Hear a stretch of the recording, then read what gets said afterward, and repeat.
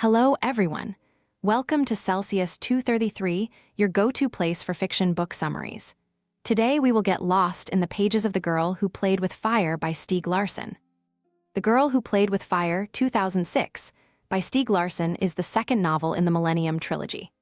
This gripping Swedish crime thriller follows journalist Mikael Blomkvist and hacker Lisbeth Salander as they become entangled in a high-stakes investigation involving human trafficking, corrupt institutions, and personal vendettas.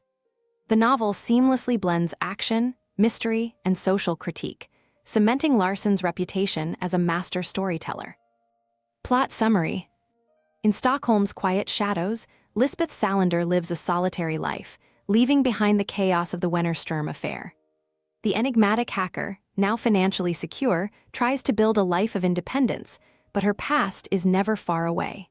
She travels the world, delving into mathematics and keeping her distance from Mikael Blomkvist, the journalist with whom she once shared a bond of trust and survival. At Millennium magazine, Mikael Blomkvist pursues his next big story. A pair of investigative journalists, Dag Svensson and his partner Mia Johansson, approach him with a chilling exposé on sex trafficking in Sweden. Their research unveils a network of powerful men exploiting vulnerable women, threatening to expose influential figures within politics, business, and law enforcement. Dag and Mia's passion for justice aligns with Millennium's mission, and they plan to publish their findings in an explosive special issue. Lisbeth, meanwhile, discovers that Nils Bjurman, her corrupt guardian, has broken the truce they maintained since their violent confrontation. He is plotting to regain control over her life and erase her hold over him. Unbeknownst to her, Bjurman's actions pull them both into the orbit of Alexander Zalashenko, a former Soviet defector with ties to organized crime and to Lisbeth's traumatic past. When Dag and Mia are murdered in their apartment, Blomkvist finds their bodies. The tragedy rocks Millennium and Mikael personally, as the killings seem linked to their investigation. The murder weapon is traced to fingerprints belonging to Lisbeth Salander, making her the prime suspect. The media frenzy paints her as a violent, disturbed individual, feeding on her troubled history. Mikael, however, refuses to believe Lisbeth is guilty and begins his own investigation, determined to uncover the truth. Lisbeth, aware of the accusations, goes into hiding. Using her unparalleled hacking skills, she follows the trail left by Dag and Mia's research, uncovering the identity of a mysterious figure they had called Zala. Her pursuit takes her deep into a world of criminality tied to her own past, forcing her to confront memories she had long buried. Blomkvist, following leads from Dag's files, learns about Zala's connection to Zalashenko, a notorious figure who had been involved in trafficking and violence for decades. As Mikael digs deeper, he uncovers evidence that points to Zalashenko's role not only in the trafficking ring, but also in Lisbeth's life. Zalashenko is her father, a sadistic man who inflicted unimaginable pain on Lisbeth and her mother.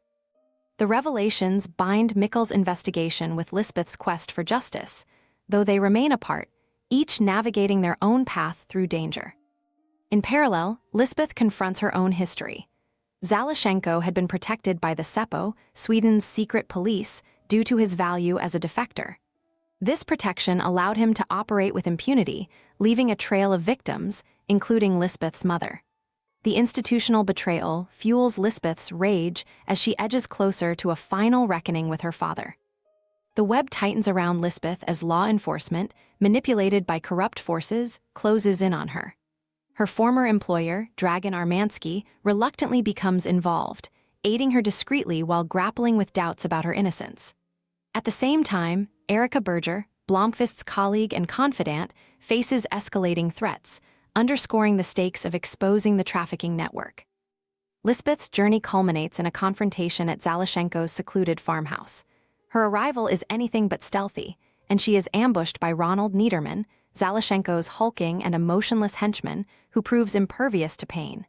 Despite his overwhelming strength, Lisbeth uses her cunning to evade him and reaches Zalashenko. A violent clash ensues as she seeks justice for years of abuse and betrayal. Zalashenko shoots her, leaving her severely injured and buried alive. Blomkvist, following the trail of events, arrives at the farmhouse. He finds Lisbeth barely alive, having clawed her way out of the grave. Calling for help, he ensures her survival while also leaving evidence for the authorities to implicate Zalashenko and his network. The final moments bring Lisbeth to a hospital bed, battered but unbroken. For the first time, the truth about her past is poised to come to light, and the forces that sought to destroy her are finally exposed. The darkness that haunted her is not entirely dispelled, but Lisbeth has faced it head-on, emerging as a survivor.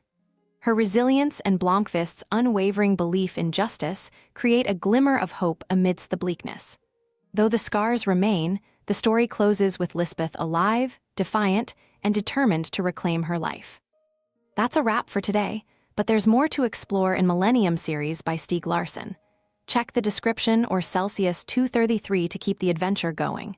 Remember, while our summaries capture the essence, they can never replace the full experience of reading the book. If this summary intrigued you, consider diving into the complete story, buy the book, and immerse yourself in Stieg Larsson's original work. Bye-bye, take care, have fun.